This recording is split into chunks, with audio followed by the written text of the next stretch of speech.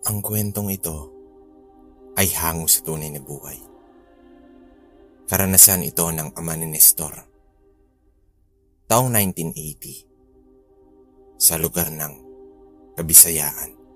Magandang araw, kwentong baryo. Naway mabasa nyo ang kwentong ibabahagi ko sa inyo. At magandang araw rin sa lahat ng mga sumusubaybay sa inyong YouTube channel. Tawagin nyo na lamang po ako sa pangalang Nestor. Nakatira dito sa Plaridel, Bulacan, kasama ang aking mga pamilya.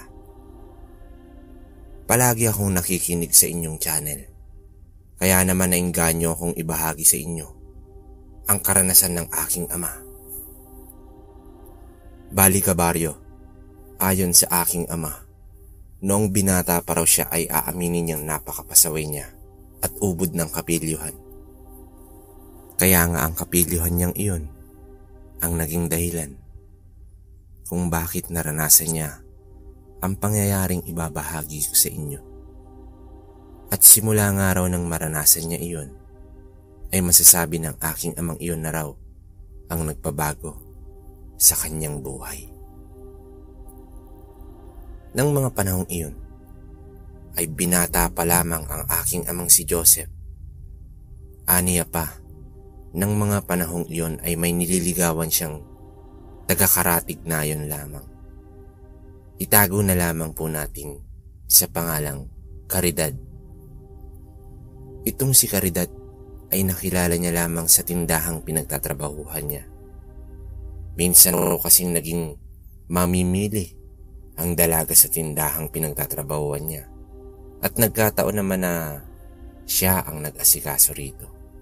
Dahil sa angking kagandahan at mahinhin itong si Caridad, kung kaya't naagaw ng dalaga ang kanyang atensyon.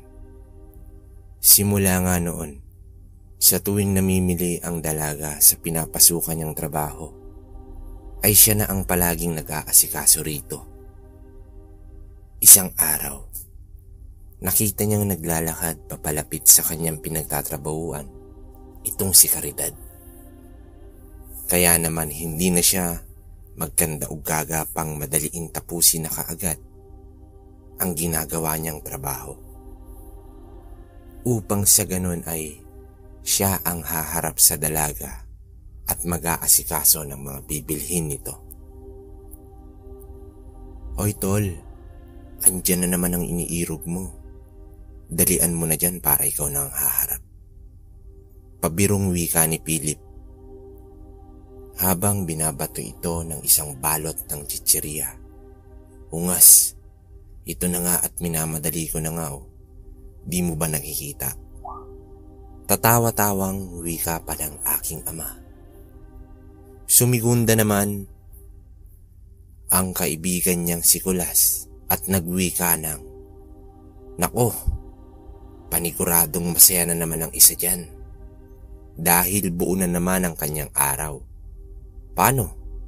Nakita niya na naman ang kanyang iniirog." Sabay hagalpak ng tawa at sabay pang pag-apir ng dalawang iyon na animoy tuwang-tuwa. Magsitigil nga kayo at baka may makarinig sa inyo. Nakakahiya namang kay Caridad. Saway ng aking ama sa kanyang mga kaibigan. Bakit? Totoo naman talaga eh. Nahiya pa to. Nako talaga. Kung ako yan, didiskartehan ko na yan. Tawang-tawang wika ni Bernie. Naman, ako nga rin kaso wala eh. Naunahan tayo ni paring Joseph. Kaya nga, didistansya na lang tayo. Muli na naman siyang inasar ng mga kaibigan.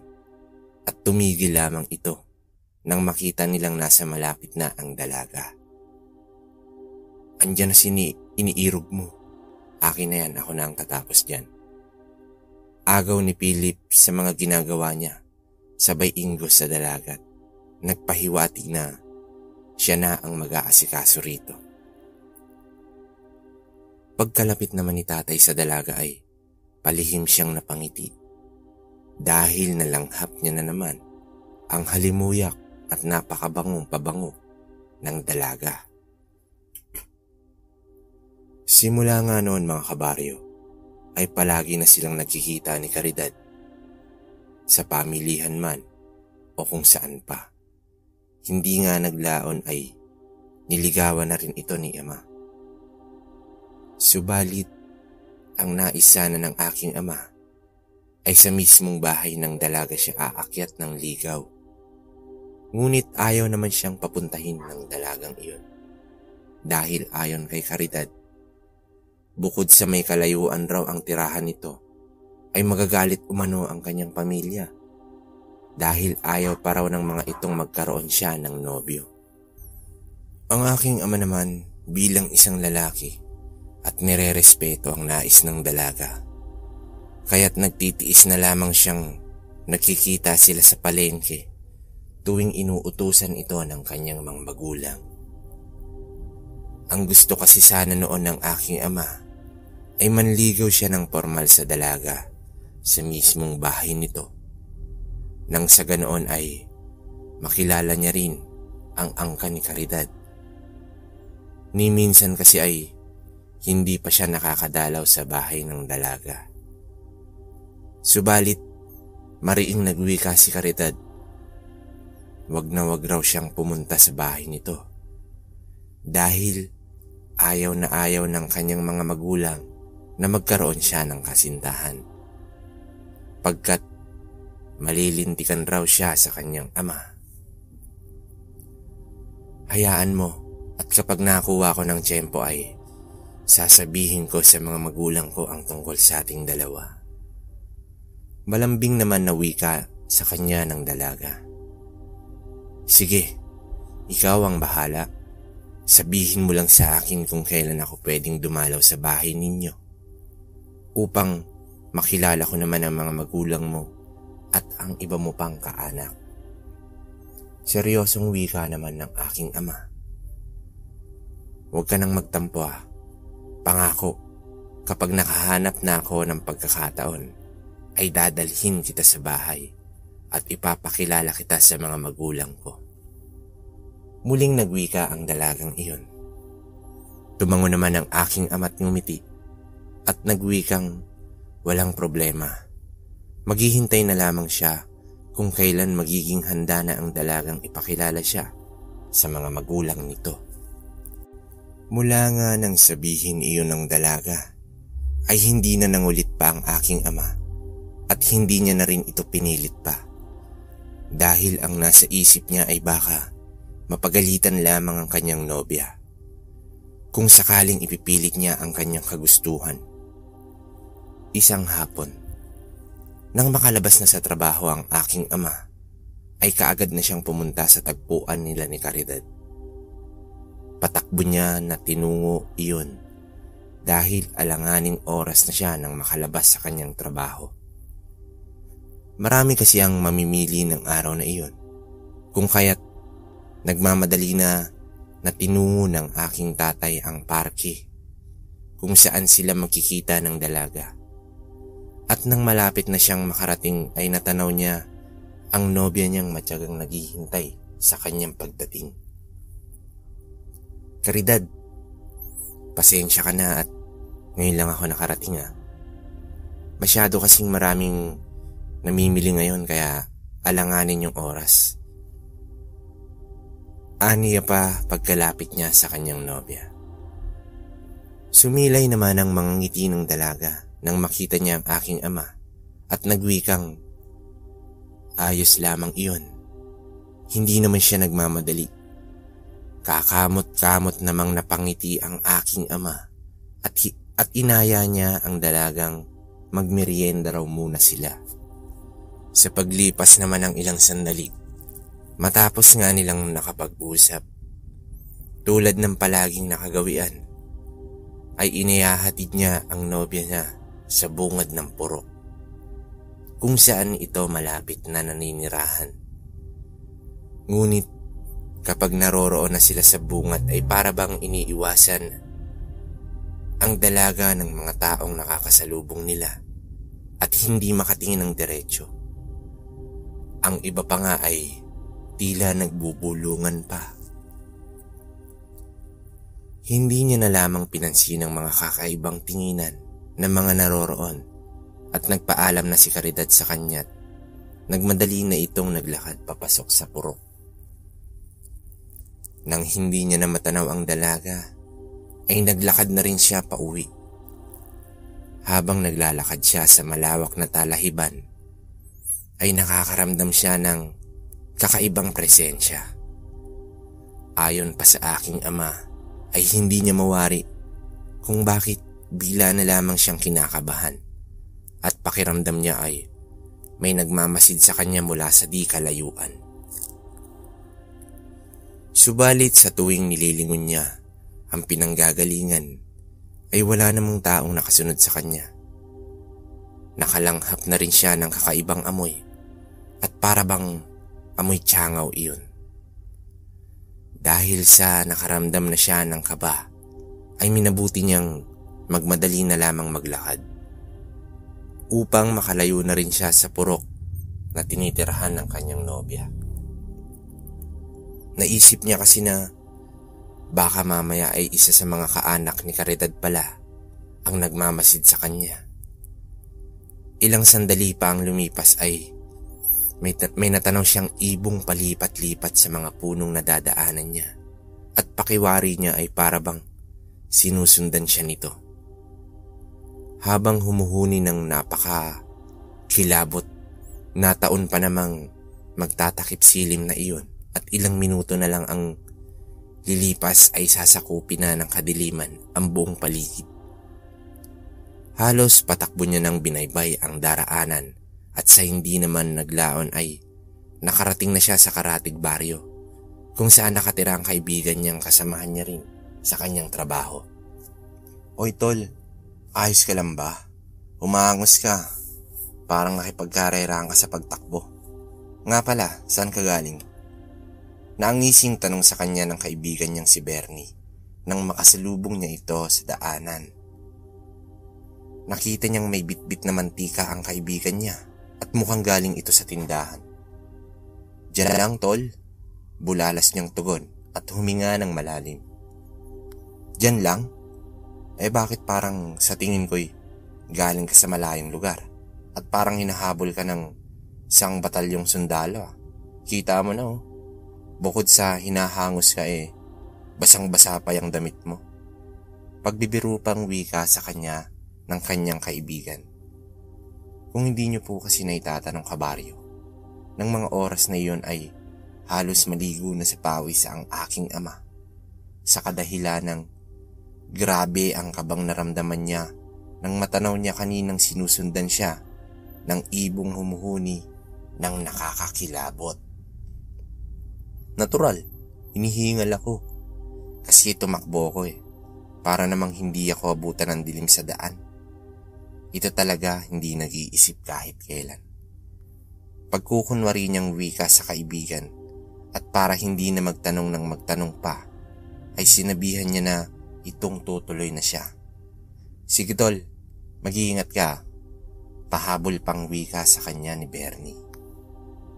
Kinabukasan, pagpasok niya sa trabaho, ay magiliw siyang tinanong ng mga kaibigan niya kung nakarating na ba siya sa bahay ng kanyang nobya. Hindi nga tol buntong hiningang sagot naman ito. Ang bagal mo tol, anong klaseng lalaki ka? Kung ako yan, matagal na akong nagpabalik-balik sa bahay ng nobya ko.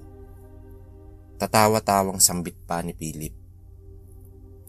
Sinabi niya naman sa kanila ilang beses niya nang sinubukang magsuwestyon kay Caridad na pupunta sa bahay nito. Pero wala, ayaw talaga siyang papuntahin ng dalaga. Hindi niya naman pwedeng pilitin ito at baka magalit pa iyon sa kanya. Kung ayaw ni Caridad na pumunta ka sa kanila, bakit hindi na lang tayong pupunta? Kindat pang suwestyon ni Bernie.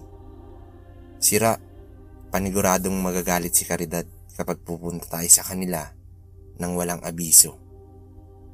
Kita mo ngang ayaw niya akong papuntahin sa kanila. Tugon ko kay Bernie.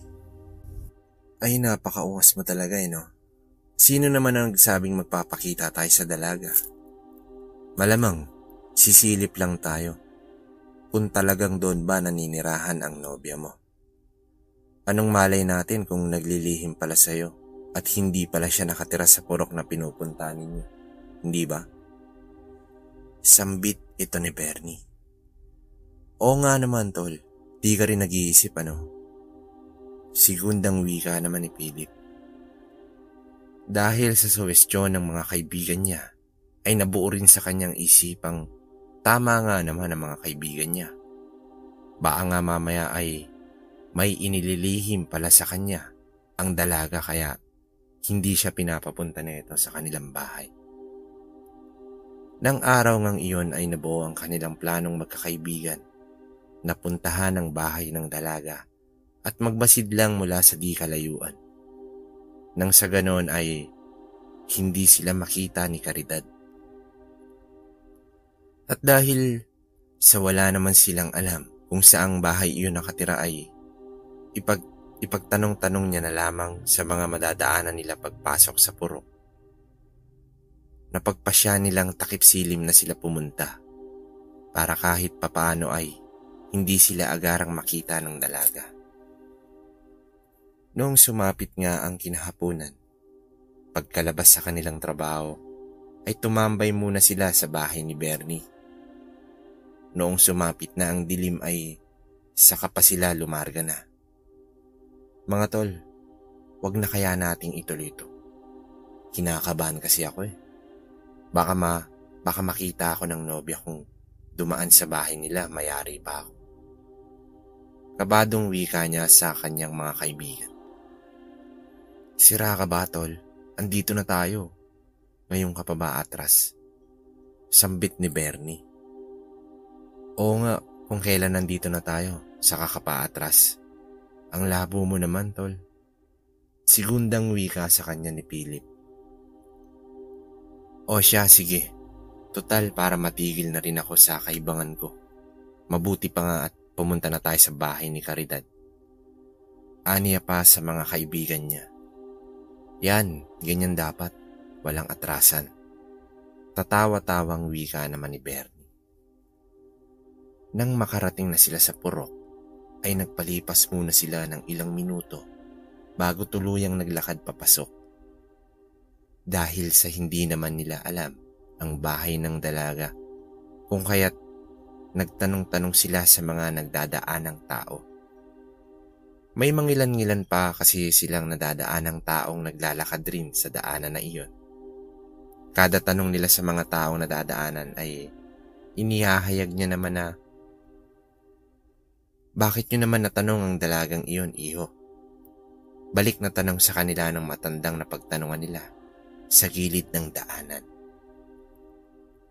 Kasi manong, may importante lang ho kaming sadya, kaya hinahanap po namin yung bahay.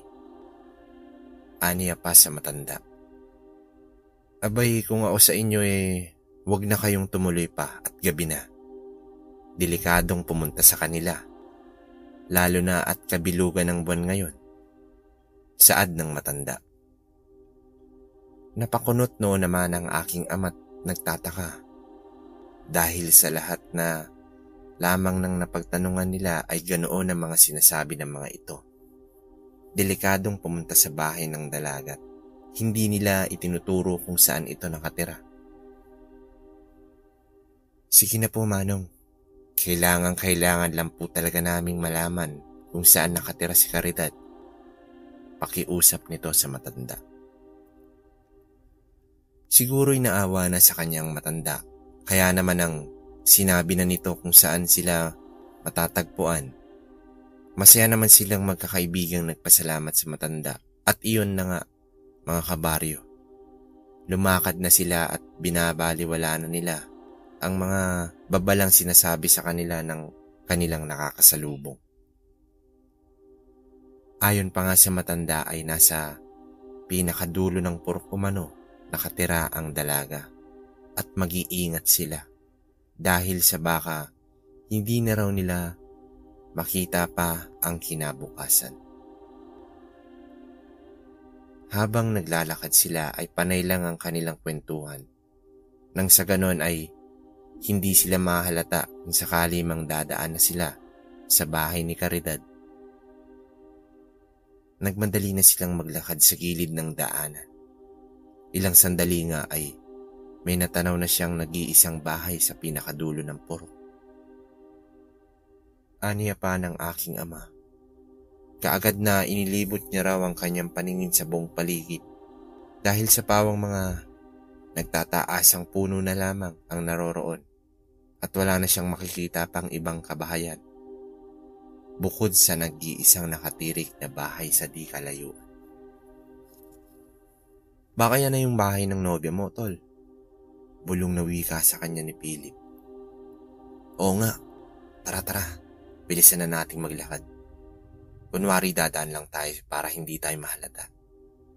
Sigundang wika ni Bernie. Akmang magpapatuloy na sana sila sa paglalakad nang bigla na kaming nakarinig ng mga may hinang pag-angil at ungol ng kalabaw. Teka lang, sandali. Anong ingay iyon? Sambit niya ng tanong sa mga kaibigan niya. Maging ang mga kaibigan niya ay napansin niyang nakaramdam rin ng takot at hindi makapagsalita. Nagtinginan lamang iyon. Maya-maya pa ay may naaninagang matandang babae ang aking amang dahang-dahang naglalakad papalapit sa kanila. Napasinghap at halos hindi siya makahinga. Klarong-klaro niya nang matanaw ang matanda. Buhaghag ang buhok nito. Nanlilisik ang mga matang nakatitig sa kanila at nagbabaga iyon. Bago pa man sila makakilos ay nakita nila ang isa pang babaeng patakbong papalapit sa matanda. Nay, umuwi na ho tayo. Saan po kayo pupunta? Boses ni Caridad ang narinig ng aking ama. At noong matitigan niya ng maigi ang babae, ay doon na nanlaki ang kanyang mga mata. Sa kadahilan ng tama nga ang kanyang nakita, si Caridad nga ang babaeng nakita niya. Pansin niyang nagulat rin ang dalaga nang makita siya at nanlaki rin ang mga mata nito.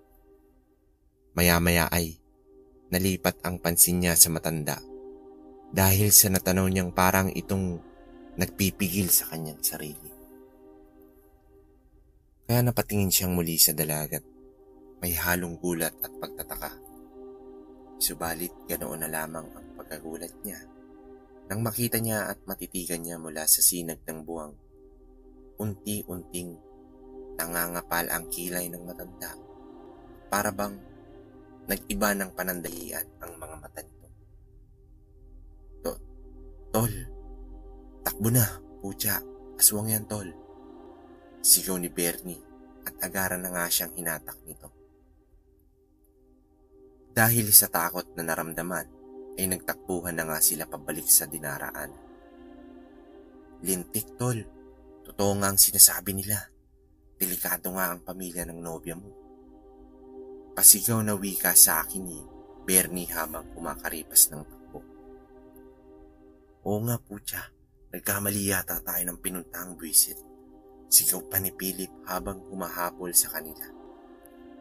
Nang mga sandaling iyon ay hindi alam ng aking ama kung ano ang mararamdaman niya dahil sa mga natuklasan niya sa dalaga. Hindi niya alam kung magagalit pa siya o ano. Tol, ano? Bilisan mo na, kailangan na natin tumakbo ng mabilis. Sigaw ng kaibigan niyang si Philip. Maya-maya pa ay nakaramdam na siya ng kakaibang kilabot. Lalo na noong marinig nila ang huni ng wakwak at ang malakas na pagpagaspas sa paligid. Takot na takot siya ng mga sandaling iyon at halos mga na ang kanyang mga tuhod. Ramdam na ramdam niya ang mga kaluskos sa mga damuhan at para bang may mga humahabol sa kanila. Noong sipatin niya naman ang kurang bahagi, ay may nakita siyang tatlong naglalaki ang asong nagbabaga ang mga matang nanlilisik. Kaya naman, mas kumaripas pa sila ng takbo habang nagsisigaw at tumihingi ng tulong. Dahil sa alam niya na hindi na maganda ang nangyayari sa kanila kung sakaling maabutan sila ng mga aswang na humahabol sa kanila. Diyos mio, ano ba tong napasukan kong gulo? Bakit ganito? Hindi naman ito ang gusto ko. Inis niyang sambit sa sarili. Grabe ang pagkaripas ng takbong ginawa nilang tatlo. Hanggang sa hindi na nila namalayang, napadpad na pala sila sa palayan, na imbis diretso'y nila ang daanan. Pabalik ay mas tinatahak pa nila ang talahibang malapit sa palayan, hanggang sa napadpad nga sila sa may pilapil. Ayon kasi sa kaibigan niyang si Bernie, mas may hirapang habulin sila ng aswang kapag sa talahiban sila dumaan. Kaya naman ang mga sandaling iyon ay sa gilid ng pilapil sila tumakbo. Hindi na inalintana ang mga tinik, putik at iba pang mga nakakasugat sa damuhan. Nagkanda sugat-sugat na ang kanilang mga paa at napiktas na ang kanilang tsinelas. Subalit hindi na nga nila pinansin iyon. Ang mas mahalaga ay makatakas sila sa mga aswang na humahabol sa kanila. Rinig na rinig niya ang sigaw ng kanyang kaibigan na si Bernie nang walang iwanan. Sama-sama sila kahit ano man ang mangyari. Kahit na lapain pa sila ng aswang ay dapat sama-sama sila. Punyemas ka, mamamatay na nga tayo, yan pa ang iniisip mong baliw. Sigaw na sabi ng aking ama. Sinabi naman ni Philip na imbis na magdaldalan pa sila, ay mas bilisan na lamang nila ang tumakbo. Mabuti na lamang talaga mga kabaryo. Hindi nagtagal ay may natanaw na silang dalawang kubong nasa paligid ng palayan. Nagsisigaw na silang humihingi ng tulong habang kumakaripas ng takbo. Rinig na rinig pa rin nila ang malakas na pagpagaspas ng mga pakpak sa ere at ang mga pag-aangil ng nilalang ng mahabol sa kanila. Subalit, hindi pa rin sila nagpatinag at patuloy pa rin sila sa pagtakbo. Hanggang sa di kalayuan ay malapit na nga nilang marating ang kubong na tanaw nila. Sigaw pa rin sila ng sigaw hanggang sa natanaw na nilang bumukas ang ilaw at maya-maya pa ay may lumabas ng matanda. Rinig na rinig nilang nagpaputok iyon ng iskupitang baril. Sa mga hindi nakakalam kabaryo, ang iskupitang baril, ito yung parang pambaril ng ibon sa gulat. Yun. O, sa term natin ngayon, sumpak, gano'n. Yun lang. Kaya't sandali silang napayuko at lumapa sa lupa. Subalit, narinig nilang sumigaw ang matandang bilisan na nila umanong tumakbo dahil hinahabol raw sila ng dalawang malalaking aso at malalaking ibon sa ere. Nagmadali na nga silang tumakbo papalapit sa kubo at nang makalapit na sila ay kaagad silang pinapasok sa loob ng bahay at muling pinaputokan ng matanda ang nilalang na humahabol sa kanila. Makalipas naman ang ilang sandali ay natahimik na ang buong paligid at sa tingin nila ay wala nang mga aswang na humahabol sa kanila. Diyos me, saan ba kayo nanggaling ha? Kayo talagang mga kabataan. Gabing-gabi na naglalakwatsa pa kayo. Ayan tuloy, hinabol kayo ng demonyong iyon. Pagalit na saad ng matanda sa kanila. Sinalaysay naman nila sa matanda kung saan talaga nanggaling. Napabulalas naman ang matanda ng malamang. Pupunta sila sa bahay na nasa dulong purok at napawi ka ito ng, mga inutil, bakit hindi nyo ba alam na delikado ang lugar na iyon? Alam nyo ba kung anong klaseng tao ang naninirahan sa bahay na pupunta ninyo, ha? Pagalit na wika ng matanda sa kanila. Anong ibig niyo pong sabihin? Tanong ng aking ama sa matanda. Napabuntong hininga muna ang matanda bago nagsalita. Ayon nga rito ay angkan ng mga aswang ang naninirahan sa bahay na dapat ay pupunta nila. Mabuti na lamang talaga at hindi sila nakarating hanggang sa bakuran ng mga ito. Dahil kung sakali mang nakarating sila sa bahay ng mga aswang, baka sa mga oras na ito ay pinagpipiesta na sila ng angkan ng mga aswang. Nagkatingi na naman silang magkakaibigan at hindi makapaniwala. Samantalang ang aking ama ay galit ang nararamdaman sa kanyang itinuturing na nobya. Sa kadahilanang naglihim ito sa kanya at hindi man lang sinabing angkan pala sila ng mga aswang. Nang gabing iyon ay hindi na sila pinauwi pa ng matanda dahil sa delikado na at baka abangan pa sila ng mga aswang sa daanan. Kinabukasan naman ay umuwi na sila sa kanya-kanyang bahay at pinanatiling lihim nila sa kanilang mga magulang ang nangyari dahil sa paniguradong mayayari na naman sila. Pagka-uwi ng aking ama ay sa kapalaman niya, ginamot ang mga sugat na natamo niya noong magtakbuhan sila sa palayan. At iyong tsinelas nilang napigtas ay hindi nila binalikan pa sa labis na takot na nararamdaman. Ilang araw pa ang lumipas ay hindi pa nagpapakita sa kanila si Caridad. Hindi rin naman nanangahas pang pumunta sa tirahan ng dalaga ang aking ama at baka makarani pa siya ng mga taong iyon. Hanggang sa lumipas ng mga araw, linggo at buwan, ay walang Caridad na nagpakita sa aking ama para ipaliwanag ang pangyayaring iyon. Di naman naglaon ay tinanggap na rin ng aking ama ang katotohanang baka nga natakot lang si Caridad na sabihin sa kanya na ang lahi nila ay angkan ng aswang. Kung kaya't pilit siya nitong pinipigilang pumunta sa bahay ng pamilya niya. Kaya lang ay sadyang makulit talaga ang aking ama't ang kanyang mga kaibigan. Kung kaya't nangyari sa kanila ang isang nakakakilabot na karanasan. Ang mga pangyayaring iyon ay pinanatiling lihim na lang nilang magkakaibigan. Dahil sa matinding takot na naranasan, lalo na noong habulin sila ng aswang sa palayan at ang buong akala nila ay kamuntikan pa silang mabaril ng matanda. Tapos ay nasermonan pa sila nito at kung ano-anong pinagsasabi. Hanggang dito na lamang po ang karanasan ng aking ama at ng kanyang mga kaibigan, Kwentong Baryo. Naway marinig ko sa inyong channel ang karanasang ito. Hanggang dito na lamang po.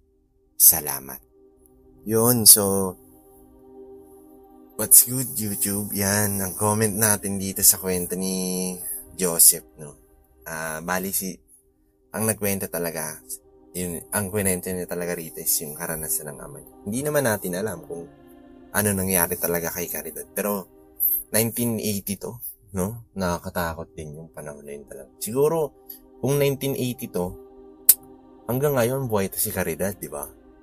Oh, pati yung mga pamilya niya, di ba? Kasi nga si Joseph, nagawa niya pang isulat tong karanasan na to.